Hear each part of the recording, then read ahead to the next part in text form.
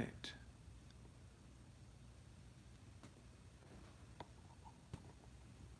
We are live on YouTube. Uh-oh. And we're just getting the camera right. There it is. All right. John's working on the other one.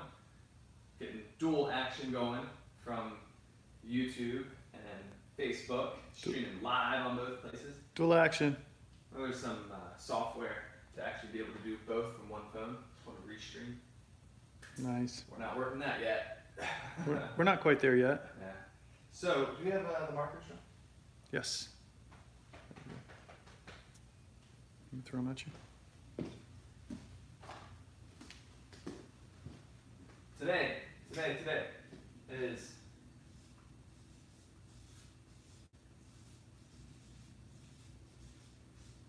movement secrets.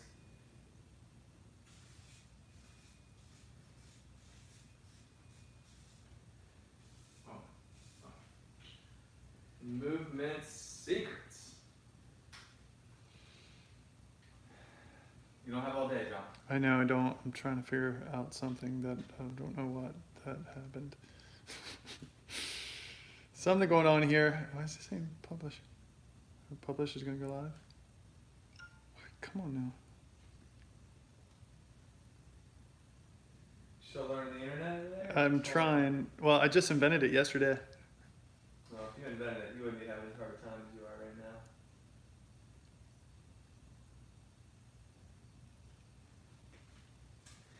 So, here we go. I can start dancing.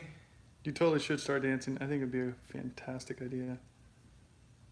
Kali Sealot dancing. All right, I'm almost ready. Here we go.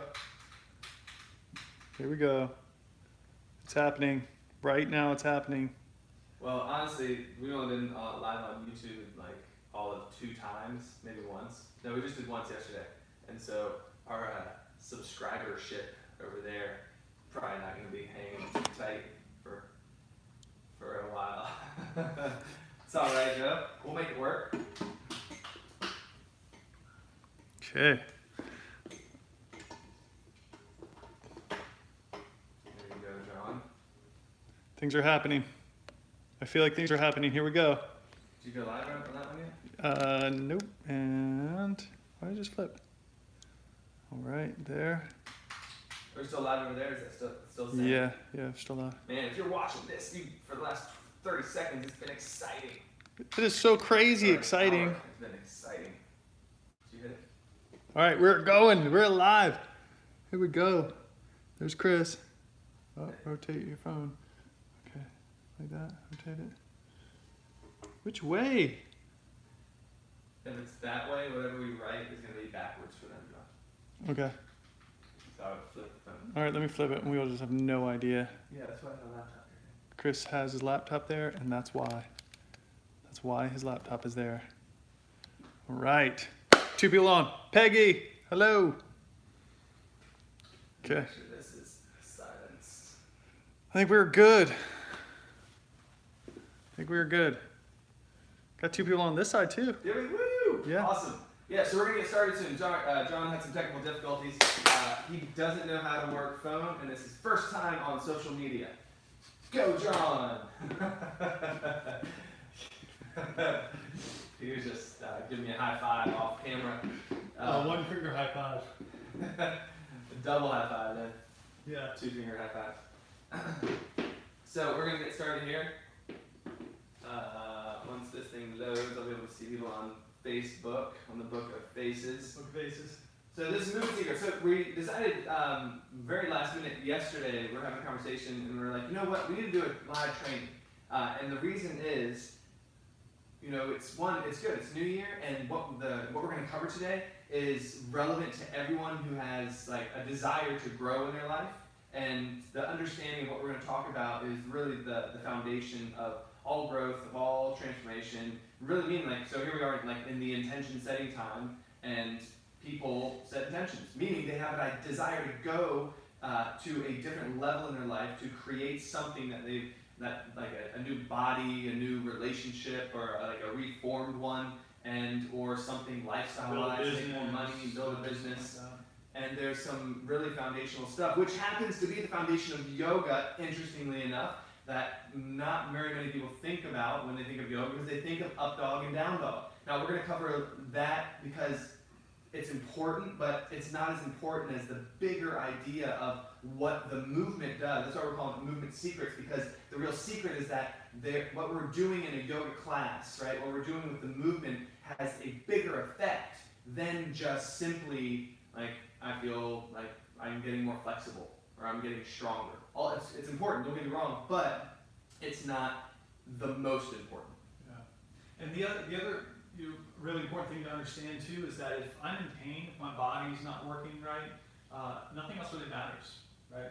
If I'm in pain and I'm suffering in my body in some way, and like I can't move, I'm stuck in a posture like this, or I'm not flexible, I'm weak, I'm sick. It is so important to have a body that is healthy, vibrant, and just rock and rolling. And what we found in all of the years that we've been studying movement, through martial arts, through being in the gym for some part of our life, running and doing all these things, is that yoga is one of the best ways of getting your body into phenomenal health. Phenomenal health, because it really addresses the two most important components of vibrancy in life, and those are mobility. Right? A lot of people are like, oh, I need to get flexible. You need to get mobile. You need to be able to reach up and take something off a shelf. You need to be able to go down and tie your shoe without throwing your back out. I want to be able to pick up my kids till I'm 90, which would make them like 75. So yeah, you guys get my point. And then the other key component to movement is core strength.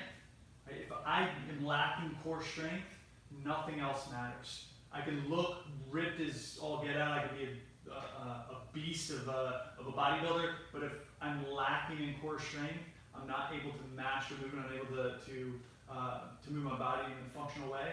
It doesn't matter. Right? It doesn't matter. So the keys to what we're going to break down is really diving into movement and why is it so important, and what we teach is movement based off of science, methodology based off of science. And so we're going to dive into a little bit of methodology as far as movement goes. Yeah, so if you are on, I've got my laptop over here. If you want to say, hey, what's up, do you have any questions, comments, feel free to throw them in there. We're going to keep rolling through the training and cover all the information we're going to cover. And then afterwards, if there's some comments or questions or anything like that, feel free to put them in, as far as Facebook is concerned, put them in there, and I'll go over and try to address them as we get going. And do all the other things, like it, share it, comment, throw it out there, because it's helpful for other people to know this information, whether they're doing yoga or whether they're in some other form of movement arts, something else that they're doing to keep their bodies rocking and rolling. So yeah, and in full disclosure, like, this training is awesome in and of itself, but the other thing that we have going on is this Awaken Life live event and teacher training going on next weekend. And so if all this stuff, like, because this is like the surface level stuff that we're going to be covering, and if you're interested in that stuff, like, send us a direct message, like it, share, or not share, comment, because you can share it, that doesn't do anything for you. we have some posts. I think you got the link on yours too, right? You got the link on YouTube, or No, yeah. I'll do okay. that afterwards. If you're on the Book of Faces, if you're on Facebook, there is a link on there that will jump you over to a breakdown of Awaken Life, and if you're interested in teacher training, you can go there and shoot a message off to Peggy, who's on here right now. Hey! And she's our director. She will help you with anything you need and get you all set. So cool. Let's get into this. Without further ado, here we go. So movement secrets. The first thing we're going to talk about is methodology. Methodology is vital, guys. This is the why. This is the big why.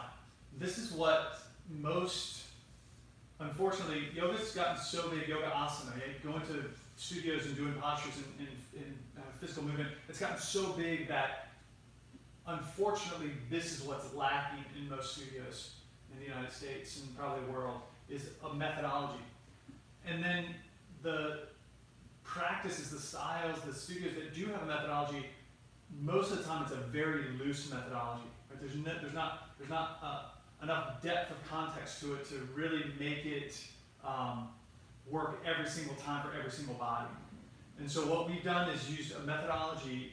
We've cross-pollinated with a phenomenal teacher and I guess he's a movement coach, but he was a body worker initially, and he's gone deep into the understanding of myofascial lines and movement arts and why is it important to systematically open the body, systematically strengthen the body, systematically move through the body when you're doing any movement arts, and it's based off the understanding of these lines of connective tissue throughout the body. If you train with us, you know where we're about to go with this, but this is vital, right? Because so every single class that we teach, we personally teach, our teachers teach, anyone that's going through our training, the way they teach, the studios, Hot Yoga studios, any affiliate studios that we have, people that have trained with us that have opened up studios, they all follow this methodology. And I've practiced with studios throughout the United States and other parts of the world, and I've not found a methodology that works as proficient and as good as this does. And when he means like as proficient as good, what he's saying is like to get the body in an optimal state of health and well-being. And so the real key to this methodology is the understanding and how we look at the body as a holistic unit, not separating like what's going on here from what's going on in my foot, but actually saying like what's going on in my foot actually has a relationship to the pain I have in my neck. And so understanding it this way is a way of getting us out of pain and discomfort and tightness, because that's the real key. I can't think about like higher level stuff. It kind of goes back to like Maslow's hierarchy of needs. If I'm in pain, I don't care about philosophical ideas, because I'm in pain. I wake up, I can barely like tie my shoe without like hurting my back. My back's in pain all day long. That's the primary focus. I'm in pain. The brain sees that as like survival is not like certain today. I'm in pain. And so we got to address what is first. And that's why like the boom of yoga in the United States and across the world is so valuable, because people are moving their bodies. And at the end of the day, if they're moving, that's a good thing. And that's what we have to do. We have soft tissue. This is the methodology is based on. Myofascial lines are the connective tissue of the body. So if you think of like the skeletal system as the kind of the scaffolding, like the myofascial lines, the connective tissue, is what connects the scaffolding and holds it in its position. And so now this is the key. Like the reason this is so important is that these myofascial lines run the entire like top to bottom, inside to out of the body. And here's the key component: weakness precedes tightness. This is what's so fascinating. This is one of the secrets, is that people come into yoga to get more flexible. And they can stretch and stretch and stretch, but that'll help to a certain degree. But a lot of the tightness, like the inflexibility that they have, that they're experiencing, isn't born from like inflexibility. It's born from weakness. Weakness precedes tightness. Yeah. And so, we initially were talking about this training being wrapped around the ability to manifest your dream, to be able to manifest what you want in life. And so some of you may be like, well, I thought we were going to talk about manifestation. What's the deal with like jumping so much deep into the body? It goes back to what Chris just said. If I'm in pain or my body's not functioning right, nothing else matters. I can't sit in meditation. I can't manifest something that I want in my life, because my whole focus is my damn back hurts, or whatever it is. I have such intense neck pain, or my track, the way I walk isn't right, so it's creating this knee pain, or something is out of whack in my body. Nothing else matters. Like pain will override everything else. So we need to make sure that our bodies aren't just out of pain, but are functioning well, right? That are in optimal shape and health. So the methodology is the why. You want to jump in real fast? Yeah. So the methodology is the why, and the why is important because why you do anything will organize how you do it. My bigger reasoning for living organizes the actions that I take every single day. Our bigger why for teaching asana, for teaching the physical portion of the practice, this methodology organizes how I practice, what I do in my practice. And so the bigger why is, the methodology is myofascial lines. But if you even take it a step farther, the bigger why is because I'm looking to be vibrantly alive, healthy at 100 years old. That's my aim. And so everything I do in every practice, and the reason we follow this so like strictly is because that's my aim, and this works because this is the thing. This is what makes us all the same, is we all have myofascial lines. Every single one of us. Every human being that's ever been born. Now, we're all unique, and we'll talk about that in a second, but what makes us all the same, other than like our souls and like where we were created from and like source and all that good stuff, we're going to slide that over for a little bit, is the fact that we have these bodies. We have a superficial front line. We have a superficial back line. We have a lateral line. We have a spiral line. We have a deep front line. And even the more superficial, meaning that which is like closest to the skin, not deep into the body, we have functional lines and arm lines. Now these lines need to be addressed, meaning stretched and strengthened, to create optimal health so that our body doesn't continually deteriorate over time as we age. It is, I mean, honestly, it's a constant battle to keep our bodies fluid, hydrated, and moving, mobile and strong, because time is moving us in the opposite direction of that. And so this is why it's so important, is that this methodology, what we call the therapeutic vision, based on the myofascial lines, addresses in every class, regardless, we teach two styles, stability and flow, it addresses these areas of the body, these myofascial lines, these lines of soft tissue, to get them strong and to get them flexible. And it's really important that we address strength, not just flexibility, because strength is the real key component in getting out of tightness. So, Yes, you may. So methodology, we could spend the entire 3 days, but by the way, we're doing this, another training, we're going deeper, right, into another element tomorrow. So tomorrow's going to be focused on meditation. We'll probably cover a little bit more movement too, but tomorrow, 12:30, Saturday, 12:30, we're going to pull in this as a 3-day training. So it's not just today, tomorrow same time, and then Saturday same time. Tomorrow's Friday. Tomorrow's Friday. Tomorrow's Friday. Yes, Friday and Saturday same time. So, and we'll be covering, we'll be going deeper and deeper and deeper as we go. So hang with us. Methodology, so the why. We break down every class into 6 or 7 steps. 6 or 7 steps. Every single time we teach a class is 6 or 7 steps, unless it's a shortened class, and then there's a purpose on how we approach the class. So very simply, and again, we could go really deep. We could take the entire training and just do work with this piece. So I want to make it very in-depth and clear and just touch on it for a moment. But within every class, there's 7 steps. So I'm going to just do this. We'll call it, let's say these are the steps, right? And within that, so we have steps. We got the first step. In the first step of a class, we're getting the sleeve of the body. We're accessing the sleeve of the body. So when I say access, we're strengthening and stretching the sleeve of the body. So when we approach the body, we're working through the most superficial parts, the most superficial myofascial lines. Right? So every class is broken down into 6 or 7 steps. There are 7 myofascial lines that we want to address throughout a class. Right? The very first step addresses the sleeve of the body, the most superficial lines. So we're basically working our way from superficial to deep. And so this is the sleeve, and this is, I'm just going to put acronyms, it won't mean much to you right now, but so myofascially, just put I spelled that wrong. Myofascially, we're doing the superficial front line, the superficial back line, the lateral lines, and on occasion, right, we hit the arm lines, and functional lines don't really matter right now. So that's step 1. We hit the sleeve of the body. Step 2, we hit the spiral line. All right, the spiral line is the next deepest line. So once we get the sleeve of the body open and ready, we go into the next line, the spiral line. So you'll notice in the class in step 2, we're working on our twisting. Right? And the steps themselves have specific components, and we'll talk about that later.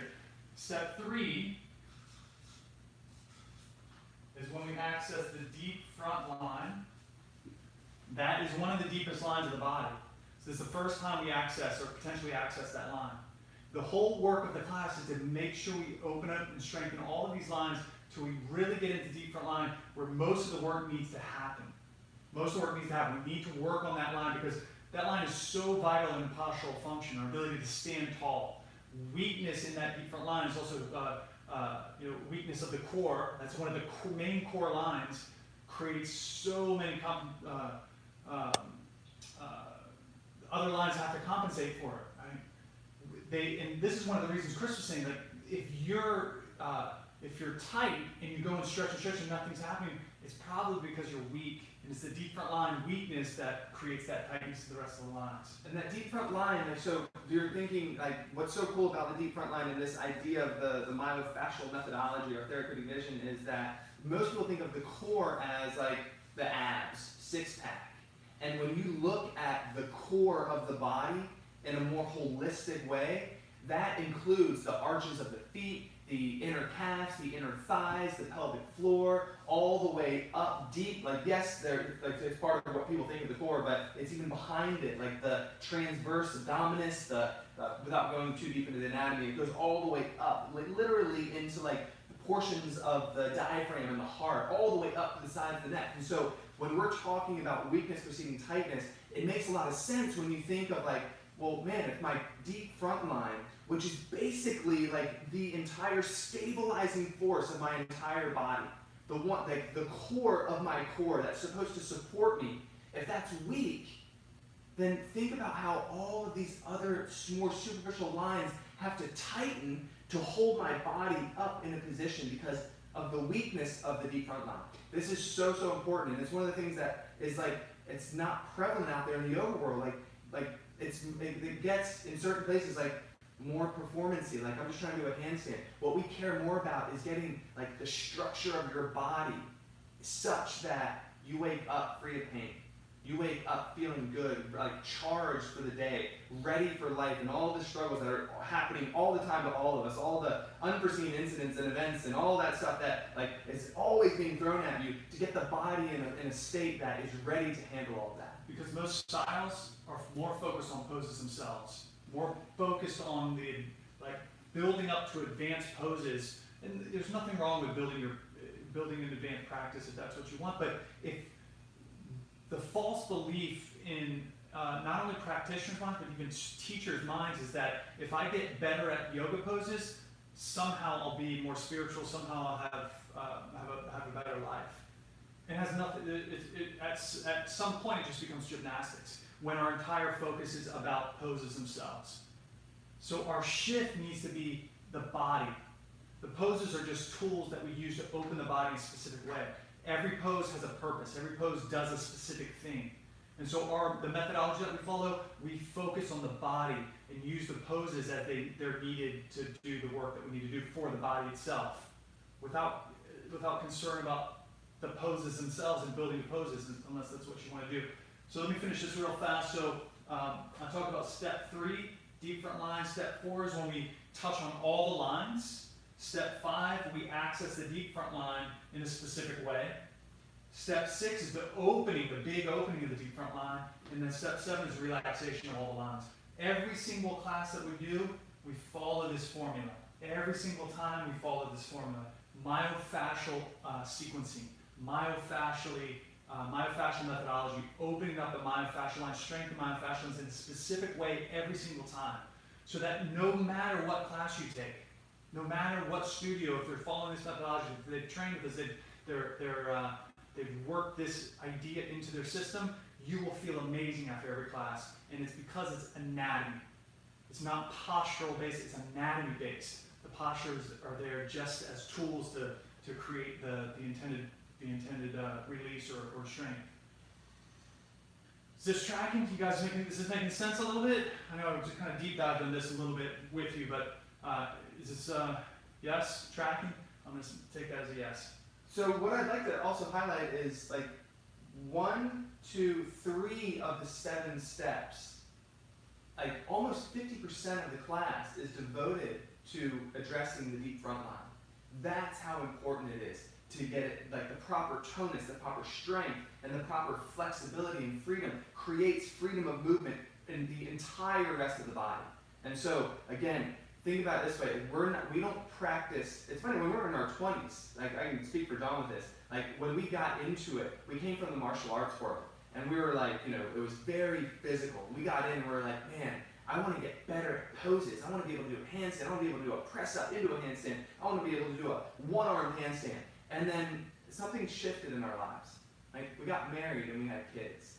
And all of a sudden, what yoga did for us wasn't like the intention behind it, the why behind it changed from, I just want to get better at poses to, I want this to be a support system for my entire life, to get my body feeling good so that I can be like as present with my children as I've ever been, so I can like be present and like charged in my relationship with my wife, so I can live healthy as they get older and they need more from me. I'm getting older, but I can be there for them physically and be there for them mentally and emotionally. And this is that pivot from doing yoga just to get better at yoga to doing the practice so that it supports every other facet and area of my life was the biggest transformation for us. And this methodology is the way, the vehicle that we attain that. Now, I wish, like, it was, if we could, actually I don't wish, but how about this? Like, if it mattered, if just the physical mattered, like, and it helped relationships, if I, like, forgot to do something at home and my wife was pissed off at me,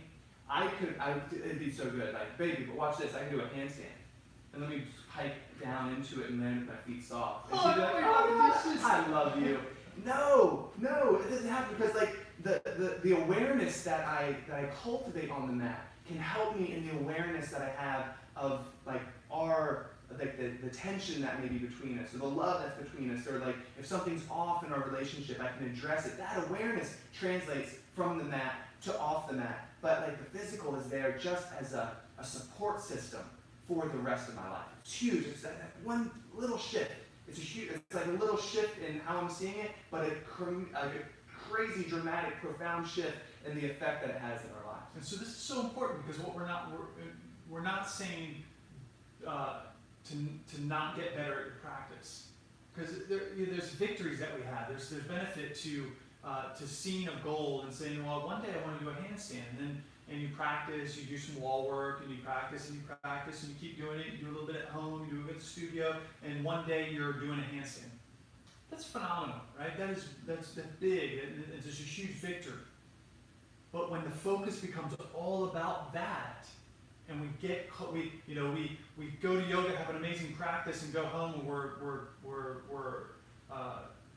terrible to our significant others, so we have an attitude where it doesn't happen, but then we're missing the point is what I'm saying, right? The whole goal of the practice is to get our minds to settle the hell down, because it's like a tornado up here for most of us. And am I right? You feel that, like the constant thought process is that right now you're watching us and thinking about 2 or 3 other things, or trying to, like quick switching. You're probably multitasking, you're watching us and doing something else. Put that thing down and watch.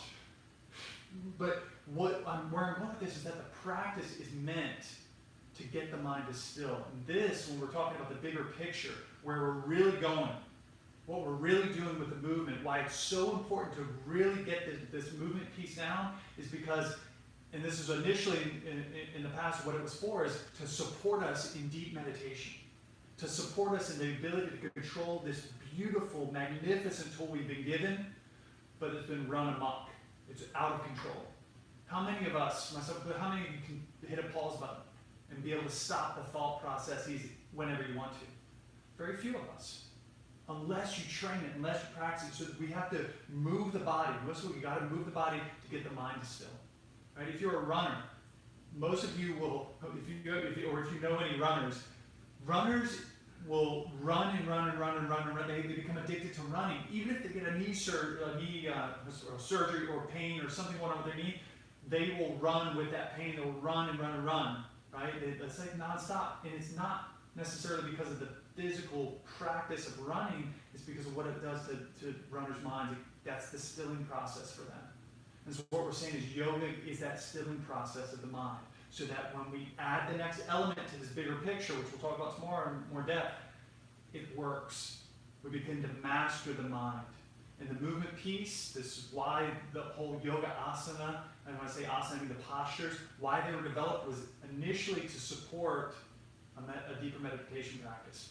So that people could sit in meditation, yogis could sit in meditation, or any workers meditating, could sit in meditation for long periods of time without the body fatiguing.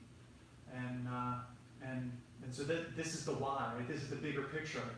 But then as we're moving, right, we want to understand what is the best way to move. And so this applies not just to the yoga practice, this applies to anything you're doing. If you want to go dance, get your superficial, right? Do some movement to get the superficial lines open before you get out on the dance floor. If you're going to do some spins and twirls, do movement up to this point to make sure the spiral line's open, right? If you're going to go surfing, get a warm up so that the superficial line, maybe the spiral lines are open so that when you go out, you will have the best practice. You will have the best dance, the best surf session, the best jiu-jitsu practice, the best whatever it is that you love to do, horseback riding or running or walking through nature, whatever it is, that movement that helps you get the mind to still, understand it with this methodology, and your body will love you, right? Your body will zing, it'll be in amazing shape for an attorney, right, for the rest of this life.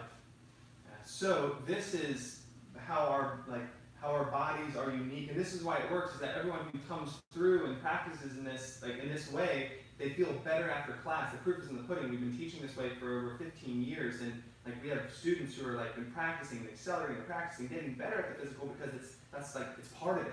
That's the paradox.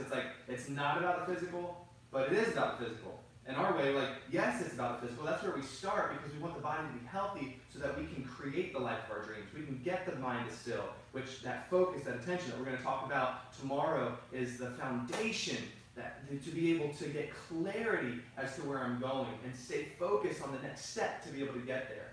But right now, we'd like to pivot and talk about some alignment principle stuff that is unique to you. That is so of the 7+ billion people that I believe now are on this earth, no one is made the same. Not one person has the exact same length of bones in their arms, has the exact same length of connective tissue and tendons and ligaments and how they're structured and all the joint systems, all completely 100% unique to you. That's so important to understand because in the yoga world there's this idea that every pose should look the same for every person. Now here's the key. Two people who are in a pose who look the same on the outside are never feeling it the same on the inside because of their structure. It's totally, completely unique. So we all have myofascial lines. We all have the same kind of connective tissue, but because of the structure of the skeletal system and the uniqueness of the structure of the skeletal system, it'll feel different in everybody's bodies. What this also does, which is a giant, huge piece that we'll dive into in the trainings, is it forces a uniqueness in our range of motion. Right? This is huge. And I'll use my elbow as an example. If my elbow, right, the electron process comes off this bone, right? I don't have to get into too deep anatomy for you guys, but there's a little notch right here that sticks out, and then there's a groove in this bone, right, the humerus, the upper arm bone. And this little notch slides right into that groove. And eventually, when the arm goes straight, it bumps it, right? So it's bone on bone. Now, because of people's uniqueness in their skeletal system, what I said before, we're all like snowflakes, right? Like different subtle shifts and shapes. We're all the same bones, but the subtle shapes to our bones is such that some people, when they straighten their arm, if there's no more tension here at all, right, and they're not feeling any tension, any pull here, this is open and there. Some people, that notch will hit right here. And so if they're in a yoga pose and they're like this, and you're a teacher, you're like, hey, straighten your elbows. I'm trying to straighten my elbows. I can't. Well, they can't because that notch is hit. They're bone on bone. It's compression. And they can't get the arm to straighten anymore. Right? Some people, that doesn't happen until the arm is almost here. Right? Tension would be here, and then work out soft tissue, and that's all worked out. We hit different compressive points at different times depending on our skeletal structure. This is uniqueness. So what Chris was saying, this is uniqueness of our bodies. This isn't just in my elbow. This is my forearm, my wrist. This is in my spinal column. This is in my shoulders, my hips, my knees, my ankles. Right? This is in every single joint in the entire body. Right? So it's important to understand this principle because once we're through the tension, once we've opened up the body, we've strengthened and opened it to a point, we're going to start to play with compressive points. And if we don't understand what these compressive points are, we'll hit a compressive point and think, well, I still just have to open up. I have to try to get that soft tissue to go deeper and deeper and deeper, or we'll just drive into the bone on bone or bone on soft tissue on bone and eventually injure ourselves. Huge, huge, huge, right? This is revolutionary in the yoga world because people come into yoga thinking, I can be flexible indefinitely. Right? There's no limit to my flexibility. I should just be able to back bend my way all the way through until my head comes out and I come back around, right? No. At some point, you're going to hit a compressive point, and if you don't understand what that feels like, where it is, you'll injure yourself. And this is why injuries are predominant in the yoga world, right? If a teacher isn't teaching with this understanding, if a practitioner isn't practicing with this understanding, at some point they're going to injure themselves. Yeah, we had a student come in, this is years ago, and she ended up moving out of the area. She moved up to New York and went through a teacher training there. And her family, I guess, lived back here, but because she would come back from time to time. And she came to the studio, she practiced, and she took John and I aside and was like, hey, I'm in a teacher training up there, and to graduate, I need to be able to get into lotus pose. Lotus pose is the pose where, with your feet, you put one foot on the other thigh, and then the opposite foot on the opposite thigh, like your legs look like this. Now, some people, if they try to do that, it's going to like destroy their knee. And it's not because they're inflexible. Now, there is, like, if you're new, if you're a beginner, you just started practicing, there's going to be a lot of tension. And tension really just means muscular restriction.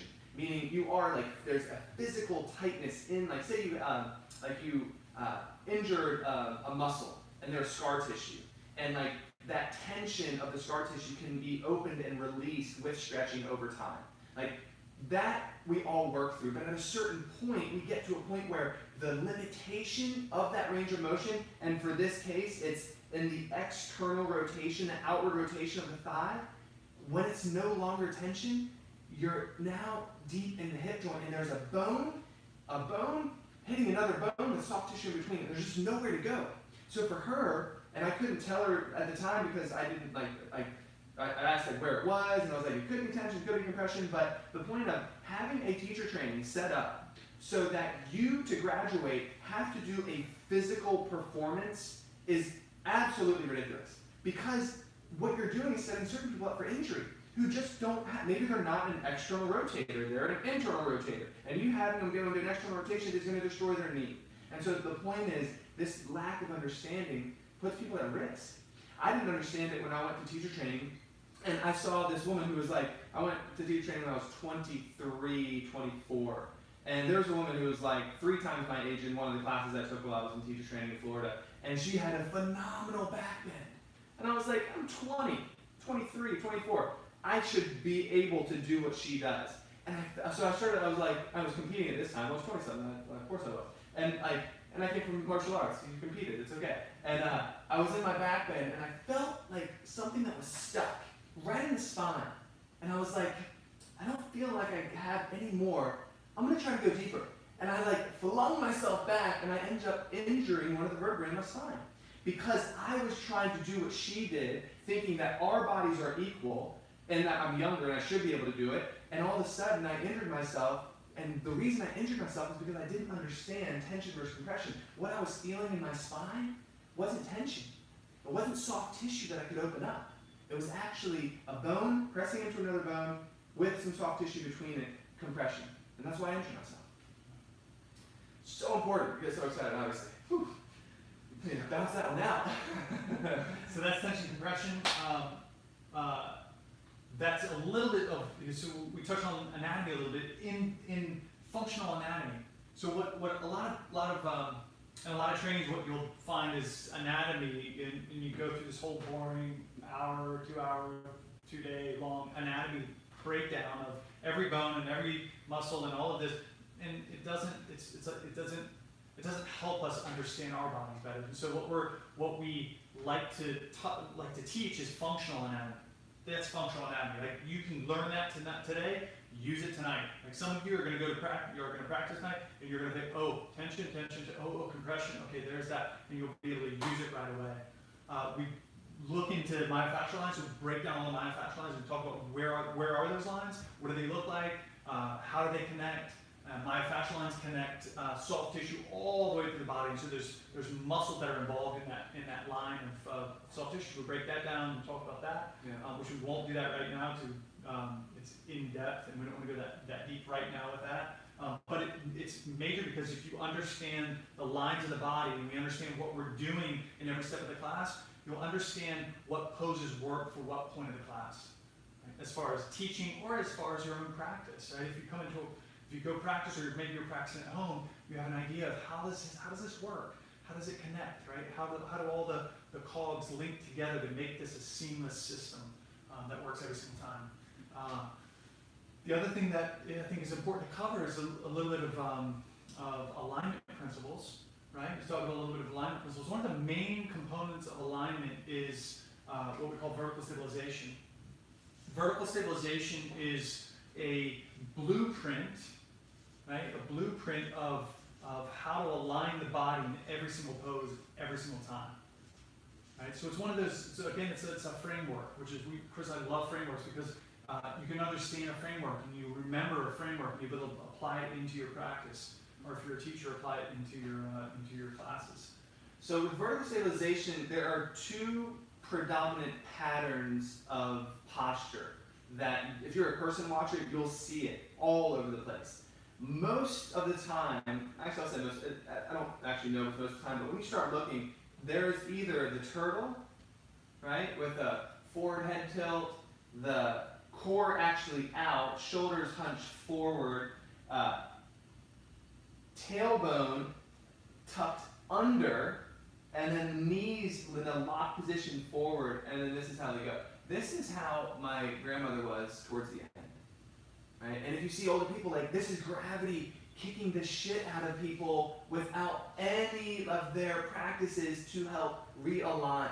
The other thing is the opposite. It's what we call the strong man, of like, Or woman. Yeah. Chest out, knees locked, anterior tilt, so the tailbone lifting and drawing forward, like core's probably in, but the ribs are flaring out and the shoulder blades are hugged in, and then like everyone, regardless of if you're here or if you're here, you're always going to look to the horizon. So you're going to have some type of head tilt in one direction or the other. And Chris is exaggerating so that you can see it, but there's subtle variations of what Chris is talking about. And so some people, it's as subtle as this, right? You guys can notice my head forward. I had this experience when I was younger because I was so much taller than everybody else in grade school, and I wanted to be kind of to the same level, and so I kind of did this, right? A little hunch forward, and then here. Later in training in martial arts, we were constantly here, right? Shoulders up, head dip, protect your chin, like that. And so what that turned into when because we trained all the time, is a forward head tilt. And so I had this we call upper cross syndrome happening, and I had to correct it, and I corrected it over time through consistency in my yoga practice.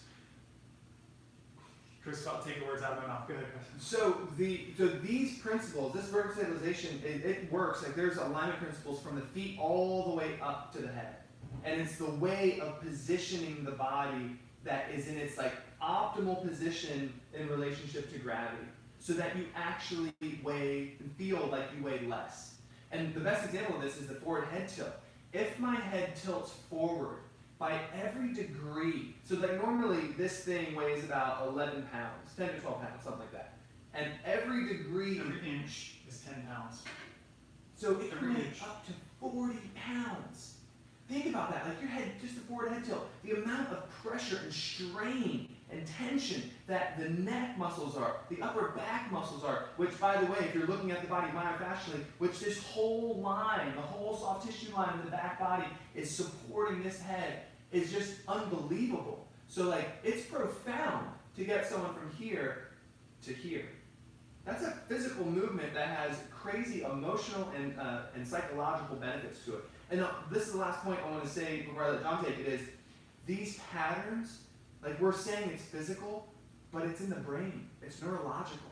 There's patterning in the brain that is wiring and has been wired to signal certain areas of the body to be chronically engaged or chronically inhibited. Overactivation or underactivation is a brain thing. So when we're retraining the body, we're actually retraining the brain to fire differently to help this thing activate and fire certain muscles in different ways and inhibit muscles that have been overfired for years at a time. This is the value of like vertical stabilization. Is what we're doing is retraining the body, but also retraining the patterning of the brain, which we're going to talk about a lot tomorrow. You could just drop the mic right there. That's huge. Yeah, That is awesome. huge. That is a huge takeaway. That's worth the whole being here the whole time. And what I will add to that, which is I'm kind of backing up just a little bit, is the lower cross syndrome, is the anterior tilt.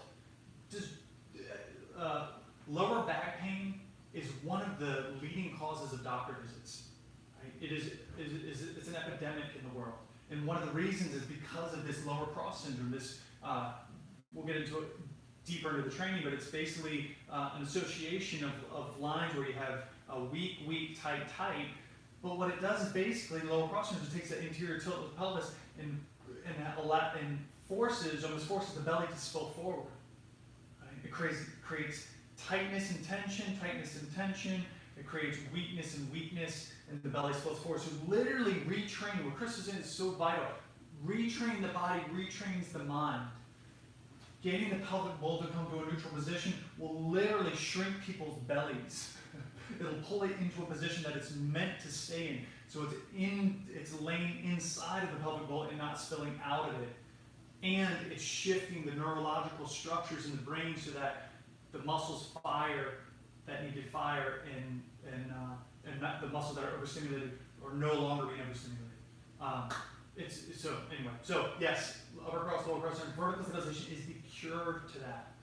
And the next thing I want to jump into with vertical stabilization is the fact that when we understand how to align the body to gravity, this plays that we take that blueprint and plug it into every single pose that we do, so that when we're in whatever pose it is, we are structurally aligning the body so that we follow that blueprint again and again and again. We're aligning to gravity, whether we're standing, whether we're on our bellies, whether on our backs, whether on our knees, whatever position we're in, we align ourselves in such a way that that the body is going to function at a higher level. So it's the blueprint of how we should be positioned that we apply to every single pose. The way to rewire this and to reshape this is not like, I wish, like it would be so much easier if the world worked this way. You saw this one live training, you heard this bit of information, and from this point forward, boom, you were there every single day. Ta-da! Like I wake out of bed, I sleep like this, I run like this. But the fact of the matter is that it takes daily repetition. It's called the law of little things. Every single time. This is why this is like the inside-outside blueprint to every single pose, is that what we're doing is helping people through this law of little things. Every single pose, shoulder blades hug in, wrap the triceps, pull the jawline back. Whether I'm in Warrior 2, whether I'm in plank, wrap the triceps, set the shoulder blades onto the back, pull the jawline back. I am patterning myself, and this law of little things means I have to do it 100 times, 1,000 times, 10,000 times. The amount of, it really depends on how long the pattern has been in your body and in your brain, to rewire it so that your natural default setting is this. This is like it's so crucial. This vertical stabilization and the way we teach it within all the postures and the way we teach our teachers to teach it is the foundation. If we can get people in yoga and teach them this is the way to be, this is the way to align, this is the way that we should be positioned all day, every day, man, that's liberation, because now you're giving them a new experience physically, a new experience neurologically, psychologically, because what we know is true and what we teach in all our trainings, whether it's the Awaken Life Live event or whether it's the teacher training, is that the body, the mind, and the heart are really just they're not separate from each other. They're all interwoven. So when I move my body, I change how I think and what I think. When I get emotional, my body changes form. Literally, and you know it. His thoughts change form. When his body shifts, his thoughts shift. His thoughts create emotions. His emotions shift. They all play on each other. This is one of the most phenomenal things. This is why changing state is as simple as doing a movement. Because if we're caught in a negative feedback loop in our brain, it creates a feeling tone. And we hold that feeling tone, that is a negative feeling tone, right? whatever it is. If we shift our bodies, the mind shifts, right? We refocus our attention to the movement, which changes the thought processes, which changes the emotion. It all plays on each other, and we can work on any one of these at any time to shift our state. Here's a great example. We have, emotions have body positions. When I'm in grief and despair, when I'm in elation and joy, right? Even that, it's a breath. Exhale. Inhale. You're inspired, right? You have never, had a moment of inspiration like this. I'm so excited. No, and you've never had a moment of despair like this. I feel horrible. No, it won't, because physically, and so it's embedded in our language, it's embedded in how we are just daily. The language that we use and the adjectives have a physical correlation. And this is the genius of the practice, so that we start moving the body and positioning it, and all of a sudden our emotions shift. If I was depressed, or if I was sad about something, and I get in, and now it may not be the cure-all, we may need some psychological help in some way, but to change your state, the quickest way is to move the body. Because of that correlation. That's the biggest point, is that the mind, the body, the emotions are not separate. You adjust one, you affect one, you affect all of them. This is why you've been gripped with something, you've had some intense experience, maybe you just wake up angry and you go to a yoga practice. And there's something going on in life maybe, and you're trying to figure it out, and you're like, oh, I'm so frustrated. And then you go and do your practice, and for 45, 60, 75, 90 minutes, you do your practice. You come out of that practice, and nothing about the details has actually changed. You didn't actually do anything, you just moved your body. But you come out of that practice, and a couple things happen. You either have an insight that gave you direction and guidance, or you came out of class and it just simply didn't feel as heavy as it did in the beginning of class. It's almost as if you walked in, you hung it up on the hook, right? That problem, that grief, you hung it up on the hook, you practiced, and you came out, and when you came out, it wasn't as big, it was just little. And maybe you didn't even put it back on, maybe you're just like, no, I don't need that right now. I'll come back to it, or I'll find the answer, or it's the idea that we can't find a solution to our problems on the same level of consciousness that the problem was created. And so we need to shift our bodies in a way, which shifts our minds in a way, which shifts our hearts in a way that puts us into a different state of consciousness, so that clarity can happen, guidance can happen, so that the intensity of life doesn't feel so intense, because it's simply a patterning of thought, a patterning of consciousness. So this is why movement is so important. This is why movement is one of the keys to this whole what we'll talk about in the Awaken Life live event, and we'll talk about in teacher training, the Awaken Life formula. This is why movement is so powerful, because it's so effective. Yeah, that's all we got for you today. That's it. We're at time. Pretty much. We did good. Yes. We got 8 minutes. We're at time.